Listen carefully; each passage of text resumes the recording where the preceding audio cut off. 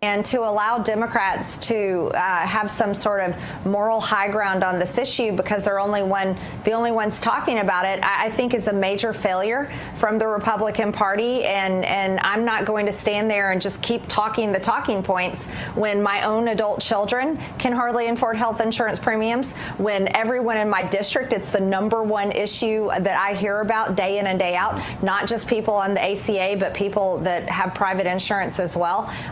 And I think it's something that we have to talk about. And I don't see why the government needs to be shut down. I really don't.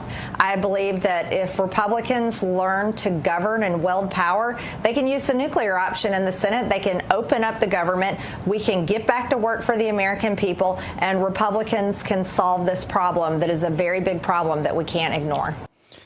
So Marjorie Taylor Greene just torpedoed Donald Trump and Mike Johnson with respect to both the government shutdown, number one, and number two, American health care. She admits that Republicans do not have the moral high ground on this. Democrats are outflanking them on this issue and winning the disagreement, the debate, the battle over this particular idea. And rather than blame Democrats for the shutdown, she actually blames Republicans. She says Republicans are causing the shutdown by refusing to either negotiate with Democrats or, in her estimation, just invoke the nuclear option and basically get rid of the filibuster to open the government back up. This is pretty interesting, and Mike Johnson was asked to respond to a lot of this. But before we unpack all that, if you end up liking this video and you want to support the channel, please be sure to hit the like, subscribe, and alert bells before you go. All right, friends, so let's take a look here. Media is talking about this as well. Marjorie Taylor Greene rages against GOP leadership ahead of looming health insurance hikes. Absolutely disgusted. Marjorie Taylor Greene slammed congressional Republican leadership on Monday night amid the ongoing government shutdown.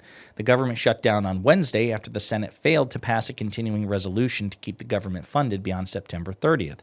Democrats are seeking an extension of COVID-era health care premium subsidies under the Affordable Care Act, otherwise known as Obamacare. Unless those subsidies are extended, health insurance premiums for more than 20 million Americans enrolled in the program could double. Republicans aren't budging, however, and have falsely claimed that Democrats are attempting to secure government-sponsored health care for unauthorized immigrants, which is already illegal.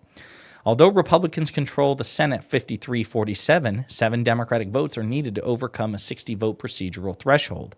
Writing on X, Greene repeated the false claim about Democrats wanting unauthorized immigrants to receive government health insurance.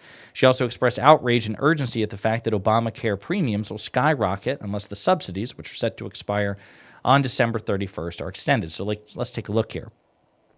I was not in Congress when all this Obamacare Affordable Care Act bullshit started. I got here in 2021. As a matter of fact, the ACA made health insurance unaffordable for my family after it was passed with skyrocketing premiums higher than our house payment.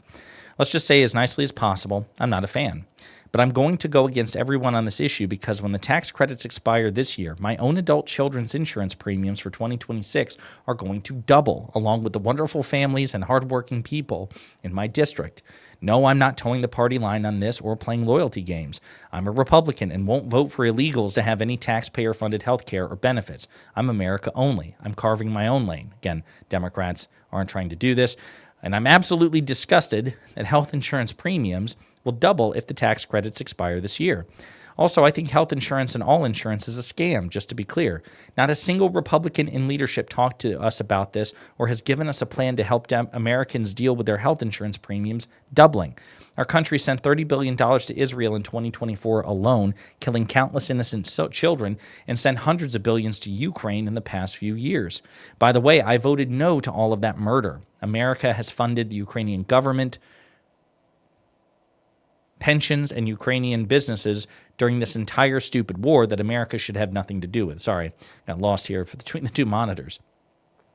It's absolutely shameful, disgusting, and traitorous that our laws and policies, all our country does is fund foreign countries and foreign wars and never does anything to help the American people. It is absolutely shameful, disgusting, and traitorous that our laws and policies screw the American people so much that the government is shut down right now fighting over basic issues like this. Again, no funding for illegals and any benefits for them, but we have to do something about the absolutely insane cost of insurance for Americans. You don't hate your government enough. I'm here in Washington, D.C. this week to meet with anyone who is America only and will work with me on a plan for Americans only. So she's freaking out about the fact that Donald Trump is actually going to cause insurance premiums to double because he's working aggressively to destroy ACA subsidies. Now, in response to Marjorie Taylor Greene, again, unleashing a broadside against Trump and Republican leadership in general over this issue, again, admitting that the government is remaining shut down because Trump, again, has failed to secure a deal with Democrats and refuses to invoke the nuclear option to get rid of the filibuster. So it's like, if you're not going to negotiate and you're not going to do the break glass in case of emergency, sounds like this is really on you. Mike Johnson, the Republican Speaker of the House, who was previously sparred with Marjorie Taylor Greene, was asked to address this, and he was pretty irritated. Yes, sir. Congresswoman Greene specifically said that Republicans do not have a plan to deal with health care. Congresswoman Greene does not serve on the committees of jurisdiction that deal with those specialized issues, and she's probably not read in on some of that because they've still been sort of in their silos of the people who specialize in those issues. When we get the conference back and when everybody's back together, we'll go through a lot of that. I mean, I've spoken personally to a number of members in the last 3 days, Republicans, from the most conservative member to the more moderate member, with their various ideas on that. There's a lot of work that's been done on that. It's implied as if this has been some sort of ignored issue. It's not that at all.